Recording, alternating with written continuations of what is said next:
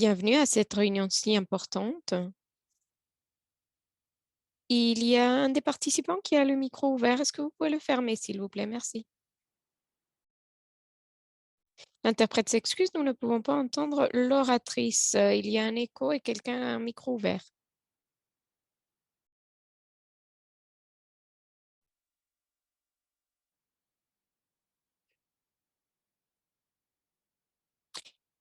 Et donc, à tous les nouveaux participants, je m'appelle Mariam et avec Hunter, nous sommes les co-présidents de cette réunion. L'interprète s'excuse, l'audio est très mauvais et nous ne pouvons pas entendre l'oratrice. Merci.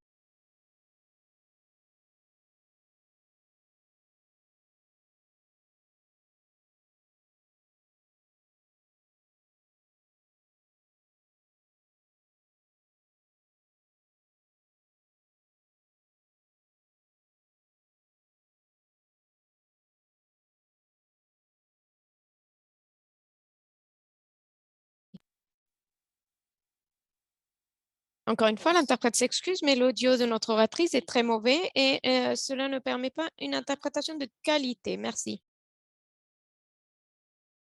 Donc, s'il vous plaît, présentez-vous dans la boîte de discussion. Je vois qu'il y a plusieurs personnes qui sont déjà en train de se présenter. Merci beaucoup de nous avoir rejoints et merci beaucoup d'être là avec nous. On espère avoir une excellente discussion aujourd'hui. Je vois des personnes que je connais déjà et donc bienvenue à cette réunion. L'interprète s'excuse, l'audio est très mauvais et nous ne pouvons pas entendre l'oratrice.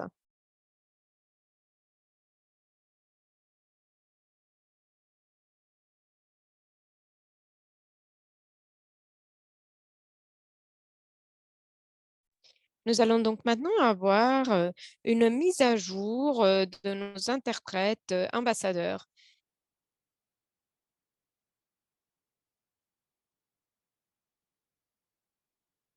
L'interprète s'excuse à nouveau. L'audio de notre oratrice est très mauvais et cela ne permet pas une interprétation de qualité. Cette- Ce problème technique est en train d'être résolu. Merci.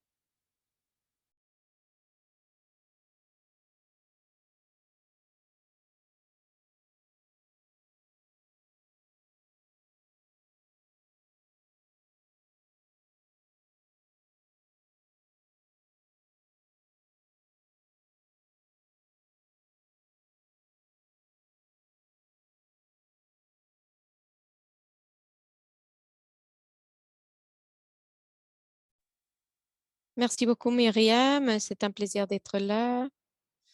Je suis un nouveau membre de ce comité directeur et je suis également un nouveau point de contact pour le programme des ambassadeurs lusophones. Il y a un dialogue rigoureux et multilatéral qui est essentiel pour le succès et la pertinence de notre travail. On est en train de faciliter le travail et essayer d'améliorer la représentation dans les groupes linguistiques. Comme vous le savez, je voulais vous remercier tous pour nos ambassadeurs lusophones qui ont terminé leur mandat. Ils sont ambassadeurs francophones et lusophones qui ont récemment terminé leur mandat.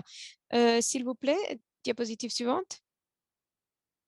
Donc, nos ambassadeurs francophones sont,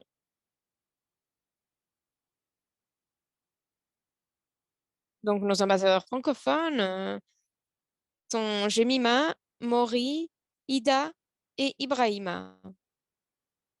Et pour les ambassadeurs lusophones, j'ai eu le plaisir de travailler ensemble avec Sergio. Merci de me joindre dans le remerciement aux ambassadeurs à travers la boîte de discussion pour leur dévouement à l'expansion de la représentation linguistique régionale et l'engagement au sein du groupe de travail du MSC, donc du CSC, pardon. Je voudrais aussi remercier Jean-Jacques et Debra pour leur travail en tant que point de contact pendant ces 2 dernières années. Merci pour leur leadership, pour leur surveillance. Cela a permis d'avancer et de faire des grands progrès aux ambassadeurs au cours de ces dernières années.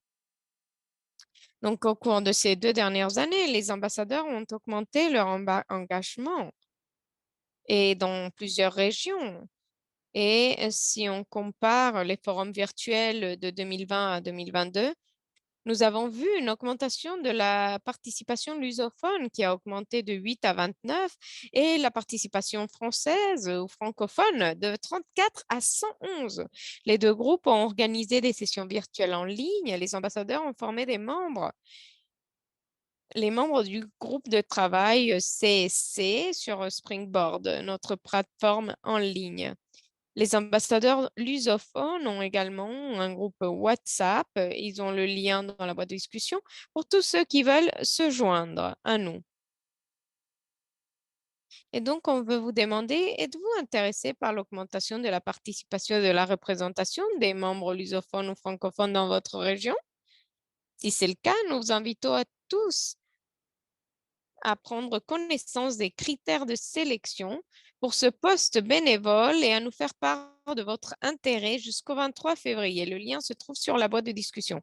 Nous aurons au moins 4 ouvertures de postes francophones et au moins 2 pour les lusophones. Tous les membres du groupe de travail CSC recevront donc un jour un email contenant toutes les informations relatives à la déclaration ou la déclaration d'intérêt. Donc, si vous êtes intéressé, n'hésitez pas à contacter notre secrétariat pour toute question. Merci beaucoup. Et maintenant, nous allons passer la parole à notre ambassadeur, Mike Tosso. Bonjour, je m'appelle Mike Tosso et je suis aussi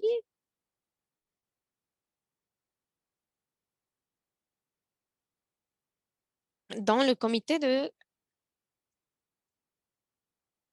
pilotage. Donc, je fais une activité et le but de cette activité, c'est de faire une évaluation des besoins en matière de surveillance et évaluation. On travaille avec les projets Breakthrough Action ces dernières années. Nous avons eu plusieurs partenaires avec des sommets, on a fait différents travaux et nous avons aussi identifié les besoins par PMI. Suivant, s'il vous plaît. Il y avait plusieurs ressources qui étaient disponibles et nous avons développé aussi ou voulu développer de nouvelles choses. On a vu les ressources que nous avions et on a vu quelles sont les ressources qu'on pouvait mettre à jour. Nous avons donc mis à jour et développé ces ressources entre 2014 et 2018. Nous avons fait plusieurs changements. Par exemple, il y a eu une augmentation de l'intérêt dans le changement du comportement des prestataires. Nous avons des nouvelles sources de données pour les comportements.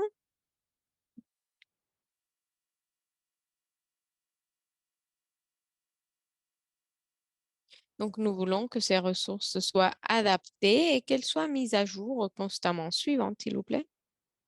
Nous voulons aussi répondre à vos besoins individuels. Et donc, pour ceci, s'il vous plaît, regardez cette enquête. Vous pouvez scanner ce code QR. Vous pouvez aussi suivre le lien qui se trouve dans la boîte de discussion. Et nous voulons savoir quels sont vos besoins dans les activités de suivi et évaluation? Quelles sont les activités dans lesquelles vous participez? Quels sont vos centres d'intérêt? Quels sont les engagements que vous avez? Quelles sont les approches d'apprentissage que vous préférez? Nous voulons savoir si vous préférez, par exemple, des opportunités pour l'année prochaine et comme ça, savoir quelles sont les approches que vous préférez. S'il vous plaît, remplissez cette enquête. Cela va nous aider beaucoup. Ça va prendre 3, 4 minutes, 5 minutes grand maximum. Les langues, c'est anglais, français et portugais. Donc, s'il vous plaît, si vous pouvez le faire avant le 23 février, ce serait fantastique. Merci beaucoup. Et si vous avez une question pour moi, n'hésitez pas à me poser la question à travers la boîte de discussion. Je répondrai là-dessus. Merci beaucoup.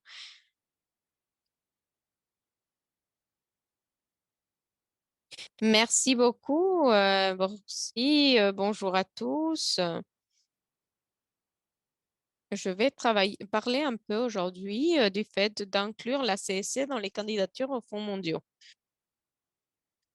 Tout le monde sait que cette candidature est en train de se produire en ce moment et tout le monde se demande comment on fait pour ne pas couper dans la CSC. Suivante, s'il vous plaît.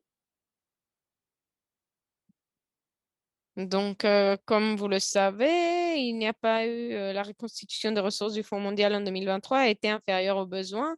L'objectif était de 18 milliards et le montant final recollecté a été de 15,7 milliards. Donc, c'est beaucoup d'argent, mais ce n'est pas ce qu'on avait besoin pour tout répondre à tous les besoins des pays. Les allocations ont été affectées. 29 pays ont vu. Excusez-nous pour ce problème technique. Donc, le point, c'est, avec moins de ressources, c'est encore plus important de s'assurer que la qualité de la CSC pour le paludisme rentre dans cette application donc, de fonds mondial et il faut s'assurer qu'elle ne soit pas coupée ou au moins faire de notre mieux. Donc, si quelqu'un dans n'importe quel pays a réussi à ne pas se faire couper le budget CSC dans leur fonds mondial. S'il vous plaît, dites-nous comment vous avez réussi, quels sont les conseils que vous avez, comment vous avez pu garder la CSC de paludisme dans vos fonds sans la faire couper. Et donc, vous pouvez aussi poser toutes les questions sur la boîte de discussion. Donc, bien sûr que si nous utilisons nos ressources, il faut les utiliser de façon consistante. Il y a donc 2 pages avec beaucoup d'informations qui sont disponibles dans la boîte de discussion et c'est aussi disponible si vous cliquez sur l'écran. Et donc, je vais présenter cette information. Suivante, s'il vous plaît. Donc, si vous avez des succès, si vous avez eu du succès pour garder la CSC et que vous avez réussi à garder donc la CSC, s'il vous plaît, faites-nous savoir pour qu'on fasse un suivi avec vous, parce qu'on voudrait savoir et on voudrait que tous les pays puissent apprendre les uns des autres. Suivant, s'il vous plaît, Eva. Donc, nous avons une réunion d'orientation avec les pays à Nairobi en décembre 2022. Nous avons parlé de la CSC, nous avons dit, les investissements dans la CSC doivent être fondés sur des preuves. Et donc, c'est deux points. Donc, ça doit être fondé sur des preuves orientées vers les résultats éclairés par la théorie et faire partie de la stratégie nationale de la CSC pour le paludisme. Donc, encore une fois, dans le plan stratégique national. Et aussi, les plans et activités de lutte contre le paludisme doivent s'appuyer sur les meilleures pratiques existantes et les efforts de lutte contre le paludisme dans d'autres secteurs de la santé. Donc, ce sont les objectifs que nous avions lors de ces orientations à Nairobi. Suivante, s'il vous plaît. Et donc, nous avons regardé et nous nous sommes posé la question, où pouvons-nous trouver des ressources pour les applications fondées sur des preuves axées sur les résultats et fondées sur la théorie dans le contenu? Et donc, nous avons vu plusieurs ressources que vous pouvez utiliser.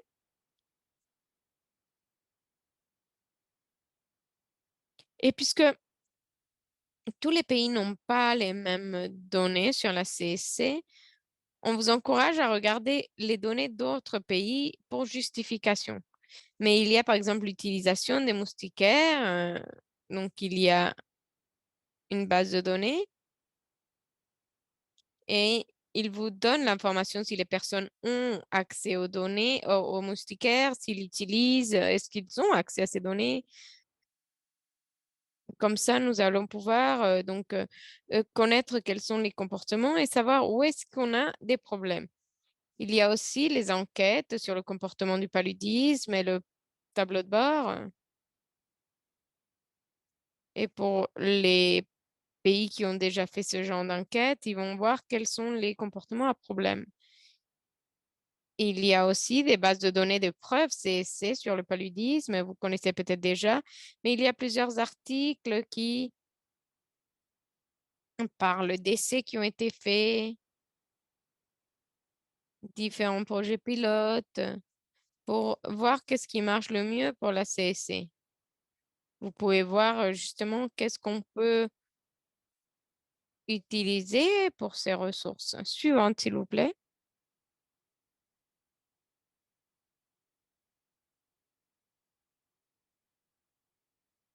Et donc, ils nous ont dit qu'il faut que la CSC soit basée sur les preuves, orienter les résultats éclairés par la théorie.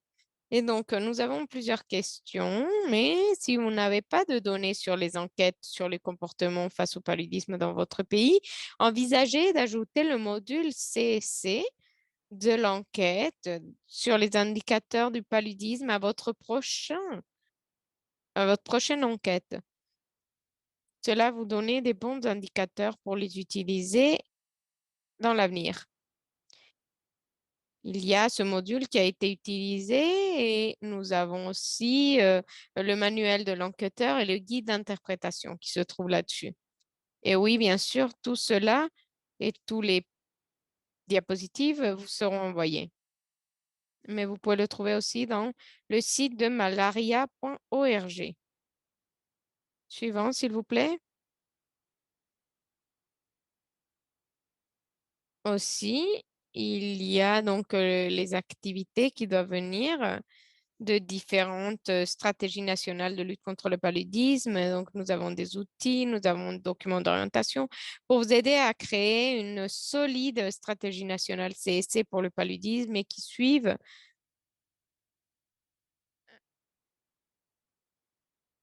ce processus reconnu de façon internationale.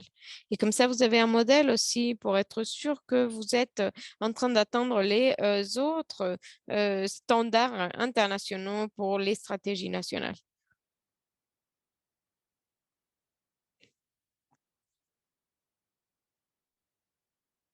Suivant, s'il vous plaît. Donc, il faut aussi qu'on puisse créer les meilleures pratiques de CSC. Donc, elles peuvent être du paludisme, mais aussi d'autres secteurs de santé. Il y a beaucoup de ressources qui vont vous permettre d'identifier les meilleures pratiques en matière de CSC et pouvoir les intégrer dans vos candidatures. Donc, il y a des ressources, une collection de ressources et meilleures pratiques. Vous pouvez chercher par pays, et vous pouvez trouver aussi d'autres zones de santé, dans d'autres domaines de santé. Aussi, nous avons un cas de sécurité de la CSC. On regarde différents pays qui nous montrent pourquoi c'est si important d'investir dans la CSC d'un point de vue de la sécurité.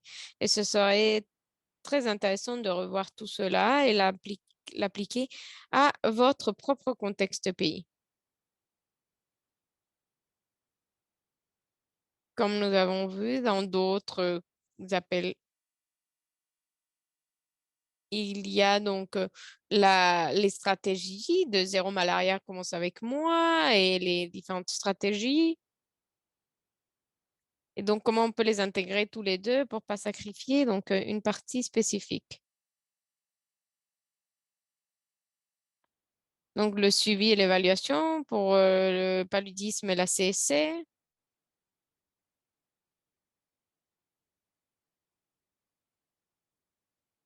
Donc, nous essayons de voir un suivi solide pour la CSC. Il y a le guide de référence des indicateurs de communication du CSC pour le paludisme. Il a été utilisé dans plusieurs pays pour être sûr que les indicateurs peuvent être utilisés de façon internationale et qu'ils sont standardisés. Il y a aussi un document pour le développement des plans de suivi et d'évaluation pour les programmes de lutte contre le paludisme et cela nous montre pas à pas. Donc, pour les pays qui n'ont pas beaucoup de programmes de la CSC, vous pouvez commencer avec cela suivant, s'il vous plaît. Aussi, la rentabilité de la CSC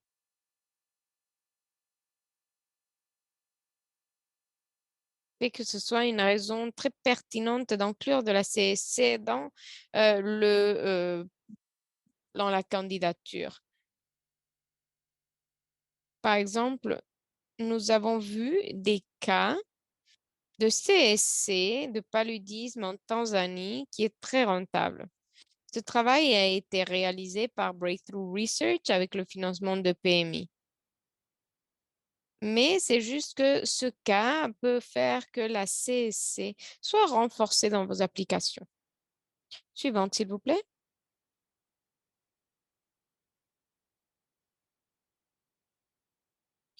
Je veux aussi que vous sachiez que les fonds mondiaux n'est pas quelque chose d'obligatoire pour la CSC.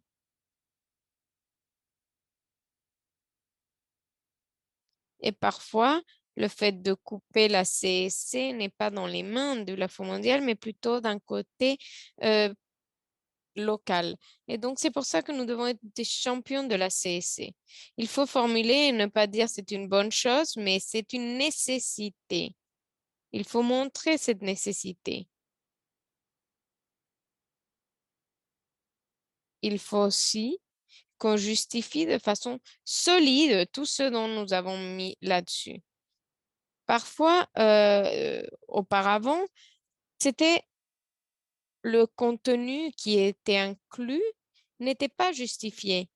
Et parfois, il était désorganisé. Mais maintenant, nous sommes beaucoup plus organisés comme une bonne communauté et on s'assure que toutes les demandes soient justifiées de façon solide. Utilisez tous les outils que je viens de vous présenter pour pouvoir justifier votre demande. Participez activement aux sessions simulées de panels d'examen technique. Il va y avoir une bientôt, ensuite une en mai, ensuite une autre pendant l'été. Mais participez, s'il vous plaît, de façon active, non seulement pour présenter vos pays, non seulement dans vos sessions de pays, mais dans d'autres aussi, dans les autres pays qui vont présenter, parce que vous pouvez apprendre là-dessus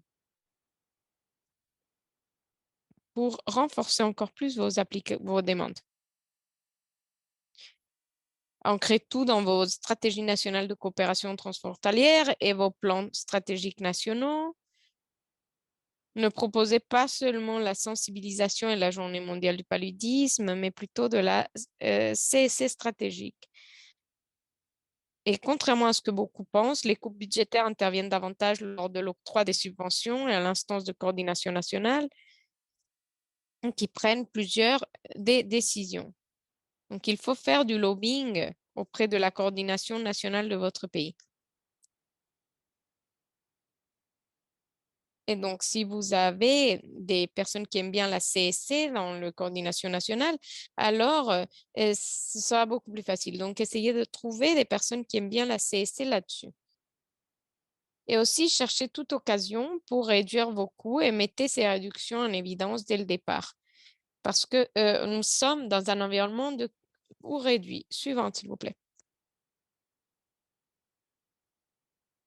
Si vous avez des ressources supplémentaires à partager, n'hésitez pas, s'il vous plaît, à rajouter dans la boîte de discussion. Si vous avez des questions, n'hésitez pas à mettre vos questions dans la boîte de discussion. Je vais répondre au fur et à mesure. Et le secrétariat va aussi envoyer toutes les questions qui n'ont pas été répondues dans les notes avec une réponse. Merci beaucoup à tous pour votre temps. J'ai dépassé un peu le temps. Merci beaucoup. Toutes ces ressources seront disponibles à travers les liens, à travers la présentation.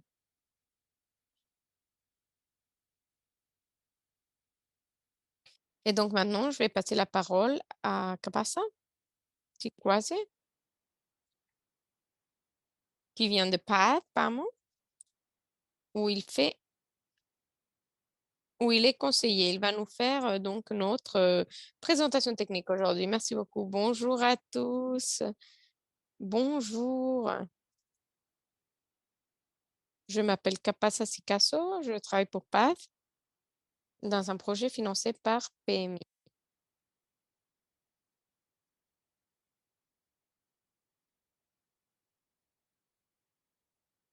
Diapositive suivante, s'il vous plaît.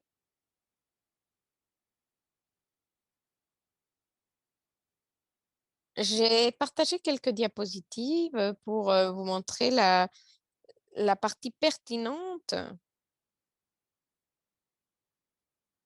des communications interpersonnelles. Et donc nous allons partager avec vous ceci aujourd'hui. Je ne vais pas parler de tout cela, mais c'est juste, une vision du projet dans lequel nous sommes en train de travailler. Il est financé par PMI, comme je vous l'ai dit. C'est un, projet de 5 ans qui a commencé en 2020 et nous allons continuer à faire des activités dans 4 provinces, avec, haute, impact de paludisme. Donc pour vous présenter l'IPC. Vous connaissez cette, définition entre quelqu'un qui, fournit des services et le client.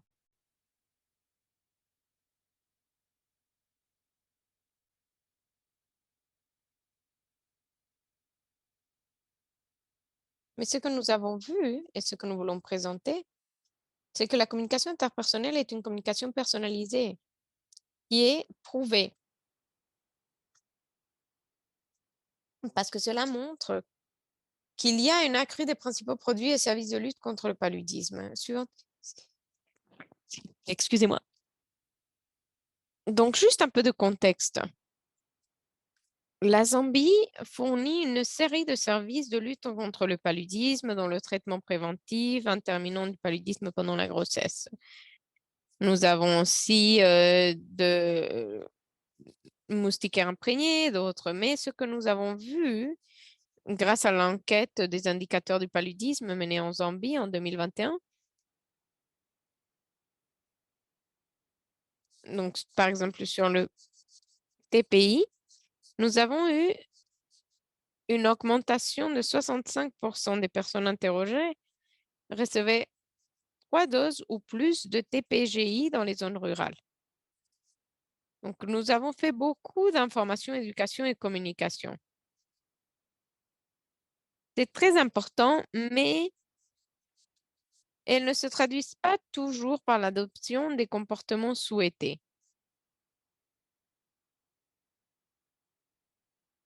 Et grâce à cela,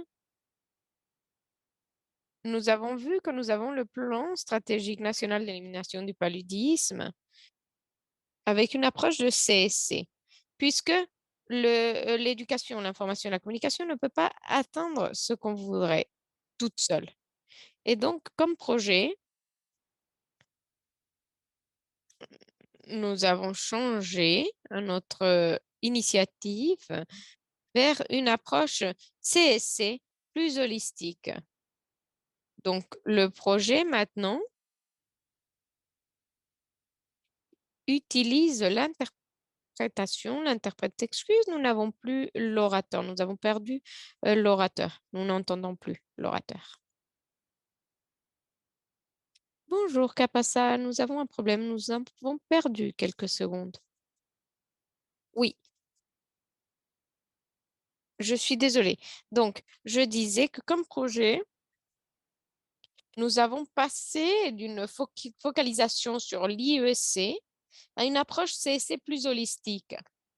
Et nous utilisons ce que nous utilisons, le fait de responsabiliser les communautés. De quoi parlons-nous? C'est quand nous utilisons des volontaires dans ces communautés, on les sélectionne, on les forme pour utiliser justement la CSC dans leur communauté. Suivante, s'il vous plaît. Donc, comment cela se fait? En 2021, nous avons commencé l'activité de PNEC et nous avons créé ces agents de change de la communauté. Nous les avons sélectionnés dans les communautés avec des critères de sélection très précis et Nous avons soutenu la formation de 6 113 personnes déployées. Donc, cela veut dire que nous avions un ASC pour 100 ménages. Et donc, il va suivre des visites de foyer, des discussions sur la santé, des dialogues communautaires, éducation par les pairs et un conseil de base. Donc, c'est un paquet d'interventions et on peut sélectionner quelles sont les interventions qui devraient suivre selon leur audience, selon leur situation et contexte. Les ASC engagent les individus et les communautés et ils sont formés pour pouvoir identifier les obstacles comportementaux. Ensuite, ils facilitent une discussion pour créer l'éducation entre pairs et d'autres. C'est tout un processus pour pouvoir savoir si vous avez faire donc par exemple cette éducation ou si vous avez faire une discussion ouverte. Et on doit pouvoir l'identifier. D'abord, il faut qu'il soit formé pour qu'il puisse identifier quelle est l'intervention qu'on va utiliser. N'oubliez pas que dans la CSC, on dit que une intervention ne convient pas à tous. Donc, par exemple, les femmes enceintes et leurs conjoints doivent s'inscrire rapidement aux soins prénataux pour avoir accès aux médicaments de prévention du paludisme. Et nous avons aussi des recherches d'un dépistage précoce de la fièvre et d'un traitement en cas de résultats positifs. Alors, continue. Suivante, s'il vous plaît. Donc, juste pour vous montrer que ce ASC marche, je sais que tout le monde pense que c'est très difficile de mesurer ces résultats. Mais nous avons essayé de montrer les résultats. Nous avons vu, depuis le déploiement du CIP, largement axé sur le paludisme, que nous avons enregistré une amélioration de l'utilisation de produits et des services liés au paludisme. Par exemple, la première dose de TPGI au cours du premier trimestre de grossesse est passée de 54,2 en 2020 à 69,3 en 2022. Pour la troisième dose, elle est passée de 26,9% en 2020 à 40,3% en 2022, donc une augmentation de 50%. À titre de comparaison, nous avons comparé ceci au district Shingayuya voisine où nous n'avons pas fait du CIP. Si vous regardez au résultat là-dessus, nous voyons une réduction, une baisse. Donc, au lieu de voir une augmentation, nous voyons une baisse de 5,8% d'abord pour la première dose et une diminution de 30% dans la troisième dose. Donc, c'est essentiel d'utiliser notre technique parce que nous voyons des résultats positifs. Bien sûr qu'il nous faut des recherches supplémentaires qui doivent être menées pour vérifier la contribution de la CIP à l'amélioration des indicateurs de paludisme. Mais nous ne pouvons pas dire ou écarter le fait que la CIP a aidé. Donc, une fois, ici, c'est le graphique de ce que je viens de présenter en forme de graphe. Et maintenant, suivant, s'il vous plaît. Donc, pour en finir avec notre discussion, le déploiement de la CIP par le biais de la ASC, pardon, dans les 4 provinces soutenues par le PMI-PAMO, ont contribué à une augmentation de l'utilisation des services et des produits de lutte contre le paludisme. Le CIP a déployé à grande échelle et a contribué au changement de comportement et accéléré les efforts de réduction et d'élimination du paludisme en Zambie. Selon l'investissement qu'on met, le déploiement qu'on met, on peut contribuer de façon positive à cet impact. Merci beaucoup. Merci beaucoup euh, pour cette excellente présentation, Kapasa. Merci et n'hésitez pas à tous à mettre vos questions à travers la boîte de discussion pour que notre présentateur puisse répondre à vos questions à travers de la boîte de discussion.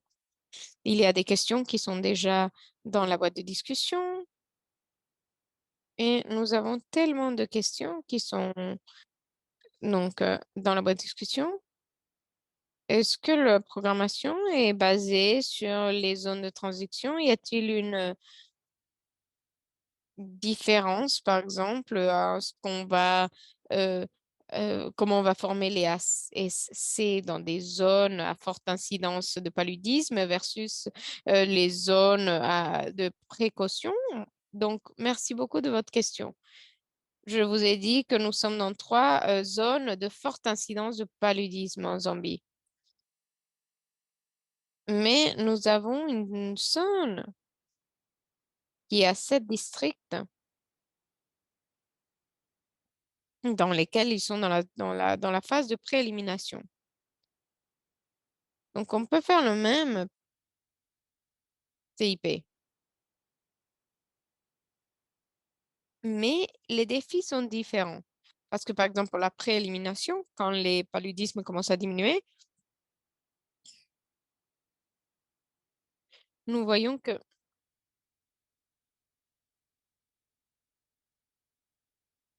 les interventions vont diminuer. Donc, si vos cas sont élevés, vous allez appliquer beaucoup d'efforts. Si les cas sont bas, il faut encourager les personnes à garder cet élan pour ne pas revenir à la case en arrière. Et donc, cela est différent. Mais dans tous les districts dans lesquels on fait du CIP, il faut se focaliser entièrement dans le CIP. Oui, merci beaucoup, Kapasa. La suivante question vient de Gabriela, où elle demande si vous avez des exemples de comportements qui ont été faits par les ASC. Donc, par exemple, pour les doses des femmes enceintes, nous travaillons dans des communautés très rurales. Vous voyez des femmes qui ne veulent pas aller à leur rendez-vous prénatal. Parfois, c'est l'accès, parfois, c'est d'autres raisons. Et donc, on essaye de les encourager, à encourager les ASC pour adresser ces barrières. Si c'est un problème d'accès, l'ASC va impliquer les partenaires pour qu'ils soient préparés pour aller au rendez-vous prénataux. Parce que s'il y a des problèmes, le problème sera plus grand s'ils ne vont pas au centre de santé. Donc, cela va dépendre de la nature du problème.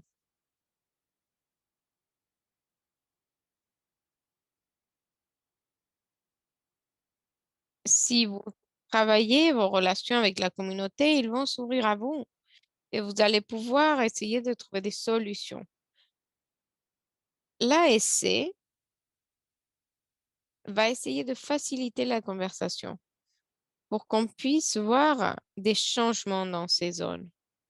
Merci beaucoup, Kapasa. Prochaine question qui vient de Cynthia. Merci beaucoup, Kapasa. Excellent travail. Est-ce que vous avez aussi des travailleurs de la communauté ou des prestataires de santé qui travaillent comme ASC?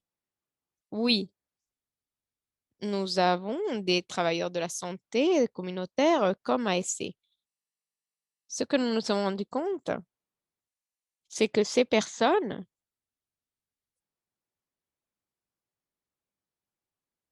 parfois, sont à la maison et ils attendent que les personnels de santé viennent chez eux pour voir s'ils ont le paludisme.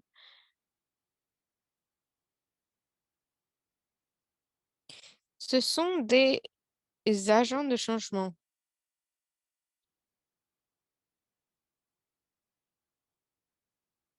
Et donc, par exemple,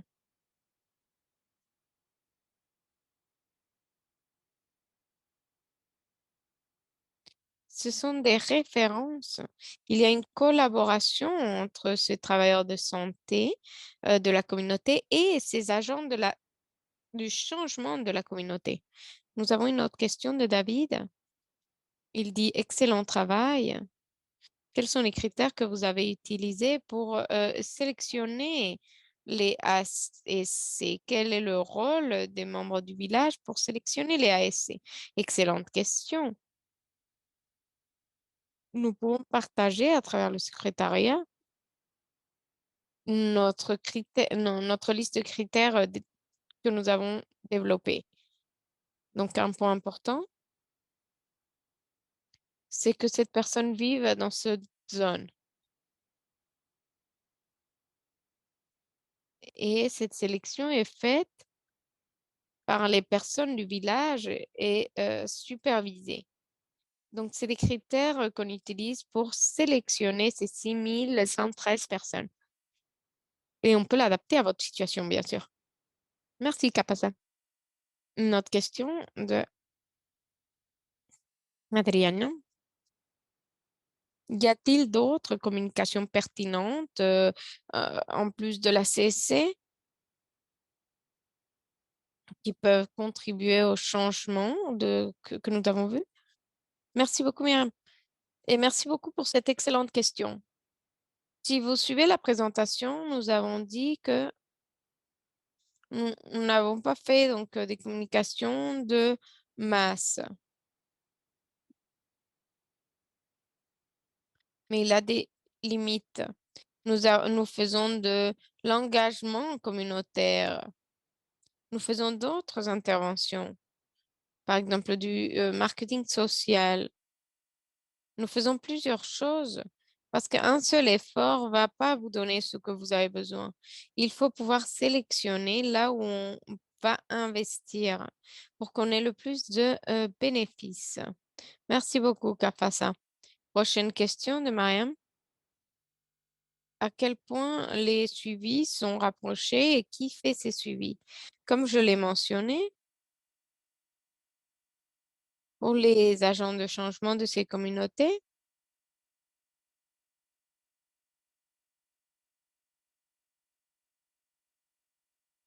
on est en train d'interagir avec ces foyers. Et les centres, ce qu'ils font, ils font une supervision des ASC.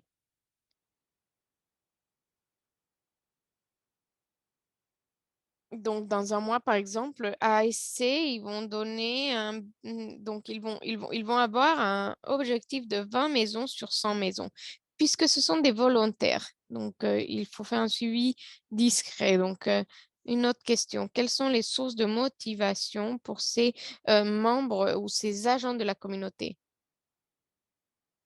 Donc, ce sont des volontaires de la communication, donc de la communauté, pardon. Donc, ces volontaires viennent de la communauté. Ils veulent en finir avec le paludisme. C'est leur première motivation.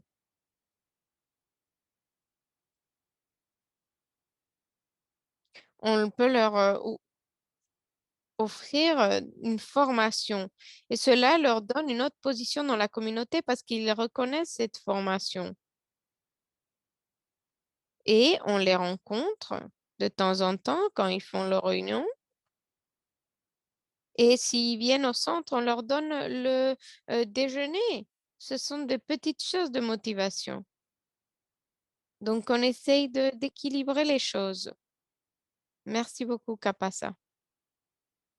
Pour Fortunette, il dit, est-ce que les ASC ont euh, on a un financement? Et si c'est le cas, quelle est la durabilité de celui-là?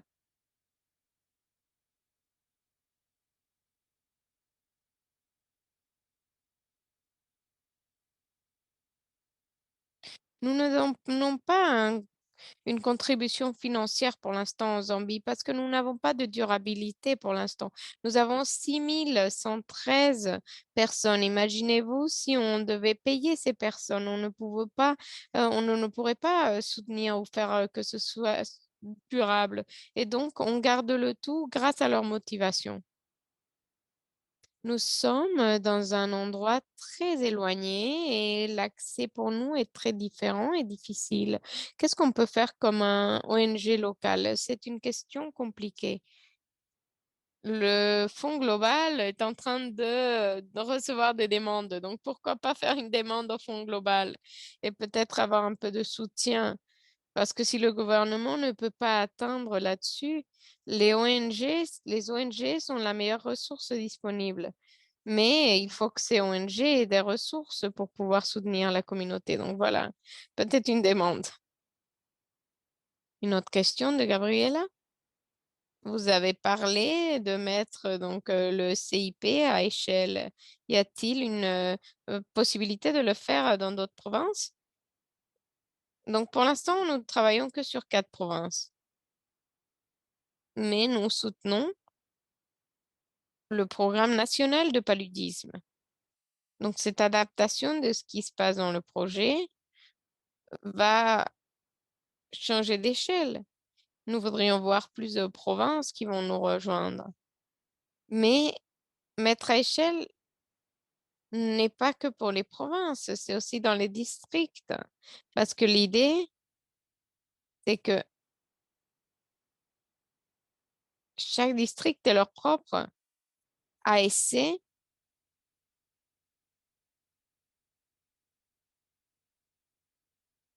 parce que les ASC ne peuvent pas traverser des longues distances. Nous n'avons pas encore les fonds pour, par exemple, acheter des vélos. Donc, il faut que ce soit des ASC qui soient faciles à atteindre.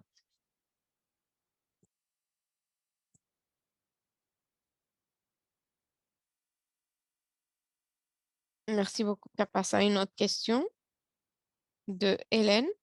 Est-ce que vous pouvez recommander une méthode d'évaluation robuste pour pouvoir évaluer ces ASC? C'est une question un peu compliquée. Compliquée. En plus d'utiliser cette enquête de paludisme,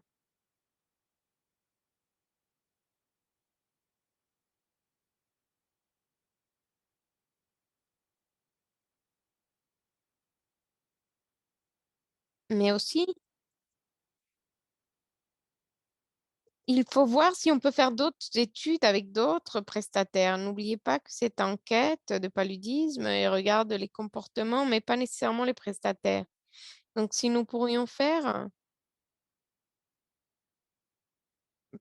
quelque chose de périodique, par exemple tous les ans, une évaluation, parce que nous avons une évaluation tous les 3 ans et donc parfois on perd de l'information. Donc, si on pouvait faire quelque chose, rien de spécifique, mais quelque chose que vous voulez recommander pour maintenant,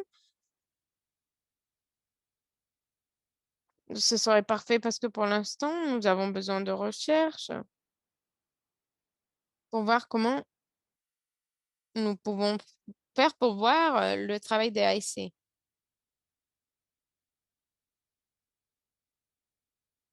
Mais vous allez voir que cette formation que nous sommes en train d'offrir est en train d'aider. Nous continuons d'interagir avec eux, nous faisons des réunions périodiques, des révisions, de suivi, nous leur donnons de mentors et tout cela se fait en continu. Merci beaucoup, Kapasa. Si vous avez plus de questions, n'hésitez pas à les mettre dans la boîte de discussion. Comme ça, Kapasa pourra continuer à répondre vos questions à travers la pointe de les questions. Et donc, maintenant, je vais passer la parole à Ibrahima pour les dernières mises à jour à partager et la clôture de l'appel d'aujourd'hui. Merci.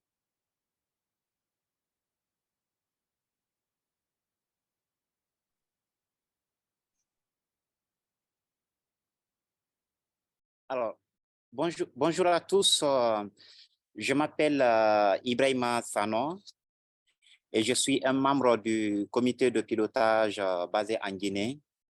Le GTCSC a une année très passionnante devant lui. Donc, veuillez ajuster votre calendrier pour nos les 2 prochains appels généraux, le 11 mai et le 13 juillet. Donc, bientôt, le comité de pilotage communiquera des informations sur la réunion annuelle de 2023 et sur les webinaires spéciaux axés sur les résultats de nos chantiers. Sur ce, je vais clôturer l'appel général du février tout en vous remerciant une fois encore de plus de vous avoir joint à nous pour ce premier appel du GTCSC. Nous serons très heureux de vous voir à l'appel du mois de mai. Merci à tous.